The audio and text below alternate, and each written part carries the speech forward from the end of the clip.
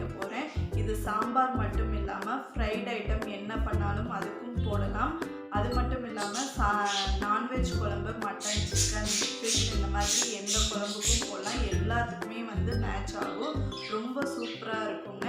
இப்போ வாங்க அந்த சாம்பார் பொடி எப்படி செய்யலாங்கிறது போய் பார்க்கலாம். இப்போ வந்து 1 கிலோ வரமிளகாய் எடுத்திருக்கேன். இதை நல்லா வந்து ஒரு 2 நாள் வெயிலில் நல்லா காய வச்சு எடுத்து வச்சுருக்கேங்க. எந்த அளவுக்கு வெயிலில் காஞ்சிருக்கணும்னா, நம்ம இப்படி கை வச்சு உடைக்கும் போது இப்படி உடையணும் டக்குன்ட்டு. அப்போ தான் அது வந்து நல்லா காஞ்சிருக்குன்னு அர்த்தம். இந்த அளவுக்கு காஞ்சாதான் வந்து நமக்கு வந்து தூள் வந்து நிறையா கிடைக்கும். அது இல்லாமல் நல்லா நைஸாக அரையும். அதனால தான் இந்த மாதிரி நல்லா காய வச்சுக்கிறோம். இந்த மாதிரி காய வச்சு எடுத்துக்கோங்க. இப்படி உடையணும், அந்த ஸ்டேஜில் எடுத்துக்கோங்க. இப்போ இதுக்கப்புறம் இது என்னென்ன இதுக்கு வறுக்கலாம் அப்படிங்கிறத நம்ம போய் பார்க்கலாம். துவரம்பருப்பு வந்து 1 டம்ளர் எடுத்திருக்கேன். இது 200 கிராமுங்க.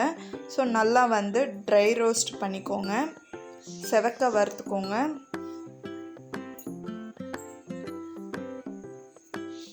நல்லா ட்ரை ரோஸ்ட் ஆனவுடனே ஒரு பேப்பரில் போட்டு ஆற விட்டுக்கோங்க. இப்போ 1 டம்ளர் வந்து கடலப்பருப்பு எடுத்திருக்கேன். ஸோ அதுவும் நல்லா வந்து செவக்க வறுத்து எடுத்துக்கோங்க. நல்லா ரோஸ்ட் ஆகிடுச்சு.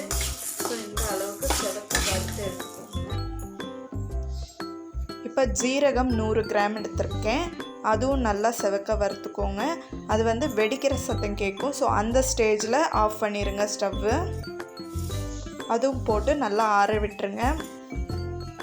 இப்போ மிளகு 100 கிராம் எடுத்திருக்கேன்.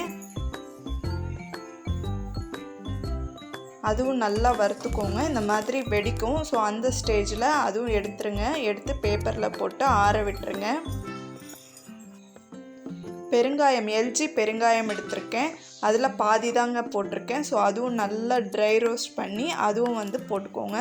ஸோ எல்லாமே நல்லா ஆறின உடனே நம்ம போய் மிஷினில் அரைச்சிட்டு வந்துடலாம். ஸோ நம்ம வறுத்தது அப்புறம் மிளகாய் எல்லாம் போட்டு ஒன்றா சேர்த்து மிஷினில் அரைச்சி வச்சுட்டேங்க. இப்போ வந்து ஒரு பேப்பரில் போட்டு நம்ம நல்லா ஆற விட்டுக்கலாம். ஸோ ரொம்ப சூப்பராக இருக்குங்க இந்த பொடி. ட்ரை பண்ணி பாருங்கள். நான் செஞ்ச சாம்பார் பொடி உங்களுக்கு ரொம்ப பிடிச்சிருக்கும்னு நினைக்கிறேன். கண்டிப்பாக ட்ரை பண்ணி பாருங்கள். ரொம்ப சூப்பராக இருக்கும். இப்போ நம்ம பல்காக அரைச்சி வச்ச சாம்பார் பொடியில் வந்து சில பேருக்கு வந்து சீக்கிரமாக வண்டு விழுந்துடும். ஸோ அந்த மாதிரி இருக்கவங்களுக்கு நான் சில டிப்ஸ் கொடுக்குறேன். அதை கண்டிப்பாக ஃபாலோ பண்ணி பாருங்கள். நீங்கள் எப்போ எந்த பொடி அரைக்கிறதா இருந்தாலும் சரி, அப்போதைக்கு புதுசாக வந்து பொருள் வாங்கி அரைச்சிக்கோங்க. அப்போ தான் வந்து சீக்கிரமாக வண்டு விழாது. ஏற்கனவே இருக்கிறத வச்சு அரைக்காதீங்க. புதுசாக வாங்கி அரைச்சிங்கன்னா வண்டு விழாது. ரொம்ப நாள் வந்து சூப்பராக இருக்கும் அந்த பொடி. 2வது டிப்ஸ் வந்து நீங்கள் வந்து அதுக்குன்னு தனியாக ஒரு பாக்ஸ் வச்சுருப்பீங்க டெய்லி எடுத்து யூஸ் பண்ணுறதுக்கு.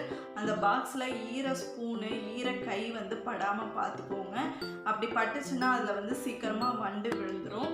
3வது டிப்ஸ் வந்து நீங்கள் வந்து எப்போவுமே சின்ன பாக்ஸாக வச்சுக்கோங்க. ஏன்னா வந்து நம்ம டெய்லி வந்து எடுக்க முடியாது. ஒரு 3 days 4 days ஒன்ஸ் வந்து அந்த பெரிய பாக்ஸ்லேருந்து எடுத்து போட்டுக்கிற மாதிரி பார்த்துக்கோங்க. அப்போ வந்து அந்த பொடியோட கலரும் அந்த ஃப்ளேவரும் வந்து மாறாமல் இருக்கும். நம்ம வந்து எடுத்து யூஸ் பண்ணுறதுக்கு ஓரளவுக்கு பெரிய பாக்ஸாக தான் வச்சுக்குவோம். அது டெய்லி நம்ம ஓப்பன் பண்ணி யூஸ் பண்ணும்போது அதில் காற்று போய் அந்த பொடியோட ஃப்ளேவரும் கலரும் வந்து மாறிடும். அதனால் வந்து ஒரு சின்ன பாக்ஸில் வச்சுக்கோங்க. ஸோ அந்த ஃப்ளேவரும் அந்த கலரும் வந்து ஒரே மாதிரி மெயின்டைன் ஆகும். நான் சொன்ன இந்த டிப்ஸ் வந்து உங்களுக்கு ரொம்ப யூஸ்ஃபுல்லாக இருக்கும்னு நினைக்கிறேன். கண்டிப்பாக ட்ரை பண்ணி பாருங்கள். நான் செஞ்ச சாம்பார் பொடியும் ட்ரை பண்ணி பாருங்கள். இந்த வீடியோ உங்களுக்கு பிடிச்சிருந்தா லைக் பண்ணுங்கள், ஷேர் பண்ணுங்கள். நீங்களும் ட்ரை பண்ணி பார்த்துட்டு எப்படி இருந்ததுன்னு கமெண்ட்ஸில் சொல்லுங்கள். மறக்காமல் சப்ஸ்கிரைப் பண்ணிக்கோங்க. இன்னொரு இன்ட்ரெஸ்டிங்கான ரெசிபியோடு உங்களை சந்திக்கிறேன். அது வரைக்கும் பாய் ஃப்ரெண்ட்ஸ்.